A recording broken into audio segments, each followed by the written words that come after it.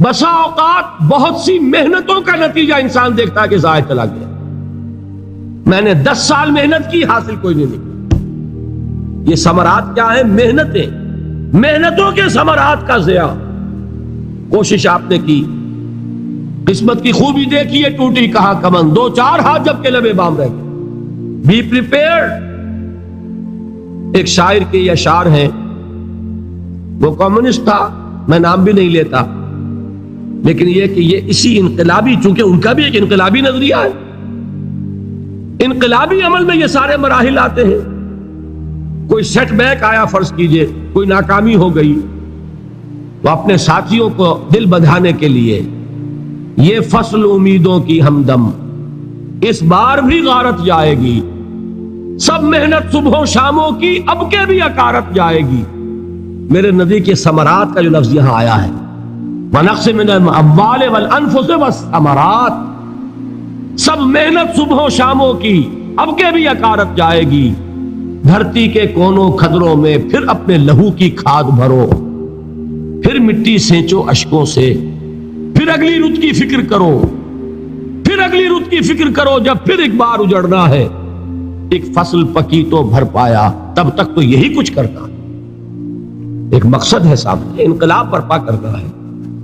ایک کوشش ناکام ہو جائے کوئی پرواہ نہیں، نیکسٹ، پھر تیار رہو ناکامی کے لیے۔ ایسا نہ ہو جو انگریزی میں کہتے ہیں hope for the best but be prepared for the worst. ایسا نہ ہو کہ دوسری مرتبہ ناکام ہو کے بددل ہو جاؤ، تمہاری ہمتیں جواب دے جائیں۔ نہیں، پہلے سے تیار رہو کہ دوسری مرتبہ بھی ناکامی آئے تو آئے، لیکن جب تک کہ کامیابی حاصل نہیں ہوتی ہمیں یہ کام کیے تھے۔ دیکھیے سیرت میں آیا کہ نہیں یہ واقعہ؟ بدر میں مسلمانوں کو فتح ہوئی تو احد میں زک پہنچی کہ نہیں؟ 70 صحابہ شہید ہوئے کہ نہیں؟ اگر ان کی ہمتیں جواب دے جاتی تو گاڑی کیسے چلتی آگے؟ تو فرمایا وَلَنَبْلُوَنَّكُمْ بِشَيْءٍ مِّنَ الْخَوْفِ وَالْجُوعِ وَنَقْصٍ مِّنَ الْأَمْوَالِ وَالْأَنفُسِ وَالثَّمَرَاتِ، ہم تمہیں لازم آزمائیں گے، خوف کی کیفیت سے، فقر و فاقے کی کیفیت سے، بھوک سے، جان کے نقصان سے، مال کے نقصان سے، محنتوں کے حاصل کے ضائع ہو جانے سے۔ وَبَشِّرِ الصَّابِرِينَ، اور اے نبی بشارت دیجئے صبر کرنے والوں۔ الَّذِينَ إِذَا أَصَابَتْهُمْ مُصِيبَةٌ، وہ کہ جب ان پر کوئی تکلیف آئے، کوئی مصیبت آئے، کوئی آزمائش آئے، قالوا انا للہ و انا الیہ راجعون، وہ یہ کہیں کہ ہم اللہ ہی کے ہیں، اللہ ہی کی طرف لوٹ جانا ہے۔ یہ وہی انداز ہے جو میں نے فارسی کا شعر سنایا تھا آپ کو کہ سرے تسلیم خم ہے جو مزاج یار میں آئے۔ وہ ہمارا مولا ہے، ہمارا آقا ہے، اگر اسے یہی منظور ہے تو ہمیں بھی یہی منظور۔ میں نے تسلیم و رضا کی بات کی تھی نا آپ کو، کچھ شعر سنائے تھے، ایک شعر اور سنیے، اور یہ کس کا ہے؟ محمد علی جوہر کا۔ ایک مرتبہ جیل گئے، ان کی ایک بیٹی جوان بیمار ہوئی، فوت ہو گئی، باہر چھوڑا انگریز نے، جاؤ بھائی دفن کر دو بیٹی کو۔ دوسری مرتبہ جیل گئے، دوسری جوان بیٹی اسی مرض میں مبتلا ہوئی۔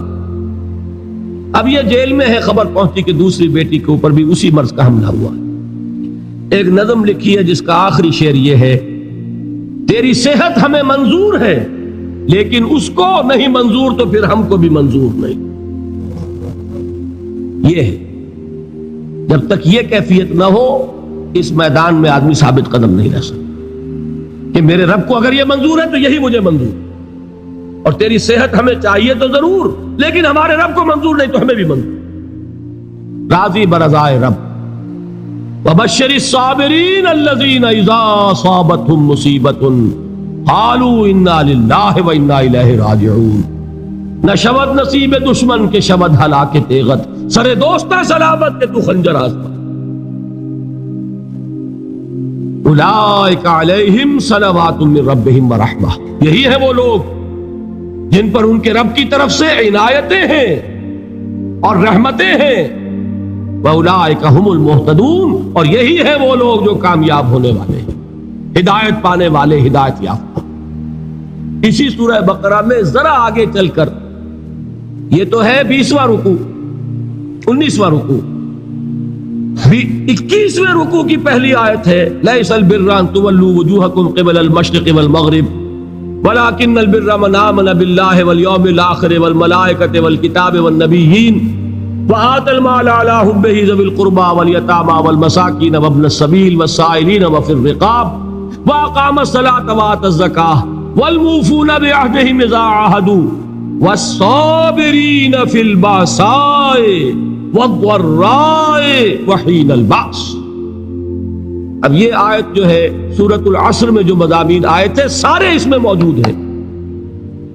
وہاں ایمان کا لفظ آیا، یہاں 5 ایمانیات کی تفصیل آ گئی، اعمال کی تفصیل آئی، اور آخری بات وہاں کیا ہے وَتَوَاصَوْا بِالصَّبْرِ، اور یہاں کیا ہے وَالصَّابِرِينَ فِي الْبَأْسَاءِ وَالضَّرَّاءِ وَحِينَ الْبَأْسِ، اور صبر کرنے والے، اصل نیکی ان کی ہے جو صبر کریں، کس میں؟ جنگ کے وقت، ضرائے، بأسائے، بأسا کہتے ہیں فقر اور فاقہ، واحد آئے گا باس تو اس کے معنی جنگ، اور باسا جمع میں آئے گا تو فاقہ، فقر، بھوک، اور ذرائع جسمانی تکلیف، ضرر، جسمانی تکلیفوں میں صبر کرنے والے، فقر اور فاقے میں صبر کرنے والے، اور جنگ کے وقت صبر کرنے والے۔ اولئک الذین صدقوا واولئک هم المتقون، یہ ہے وہ لوگ جو صبر کرنے والے ہیں، یہ ہے جو سچے ہیں، جو اپنے دعوے میں نیکی کے اور ایمان کے صادق ہیں، اور یہی وہ لوگ ہیں جو متقی ہیں۔ اگلی سورت ہے سورہ آل عمران، اس میں 2 لفظ آئے ہیں، آخری آیت یا ایھا الذین آمنوا اصبروا وصابروا ورابطوا واتقوا اللہ لعلکم تفلحون۔ دیکھیے یہاں صبر اور صابر جو تعلق جہاد اور جہاد کا ہے وہی ہے صبر اور مصابرت۔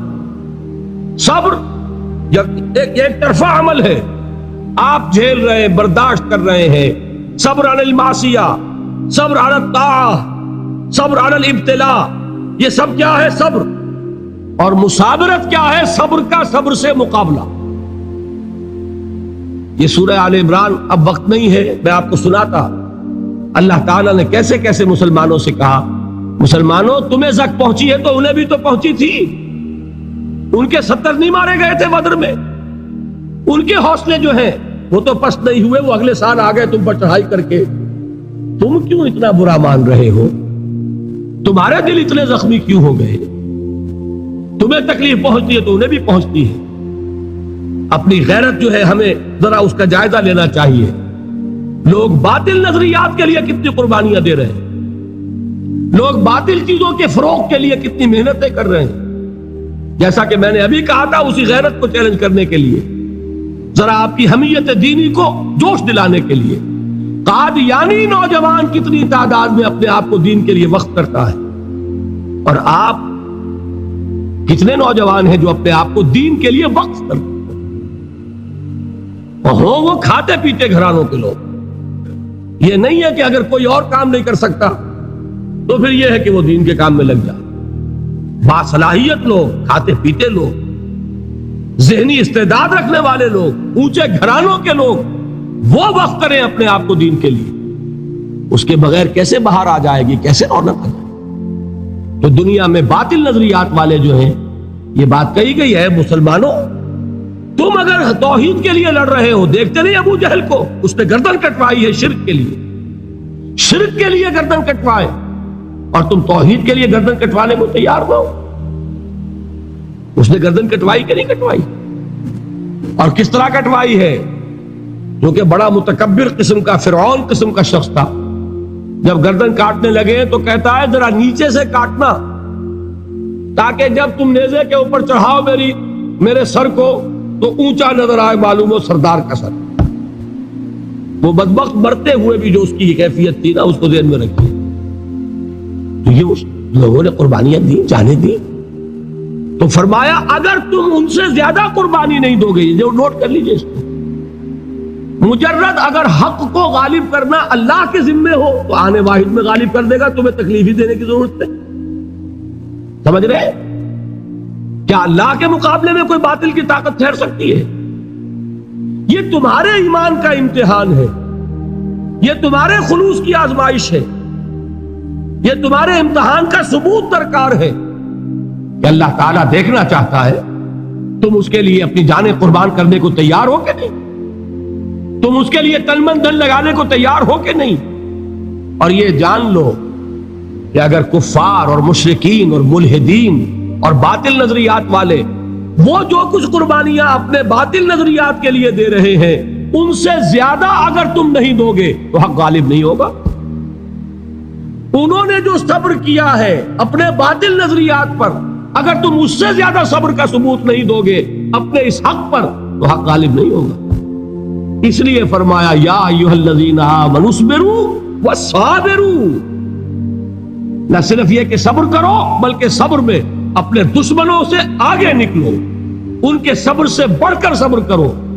ورابطوا، مرابطہ کہتے ہیں چوکس رہنا، ہوشیار، پہرا دو، ایسا نہ ہو کہ دشمن جو ہے غفلت میں تمہارے اوپر کوئی حملہ جو ہے کر بیٹھے۔ واتقوا اللہ، اور اللہ کا تقوی اختیار کرو، لعلکم تفلحون، تاکہ تم فلاح پاؤ۔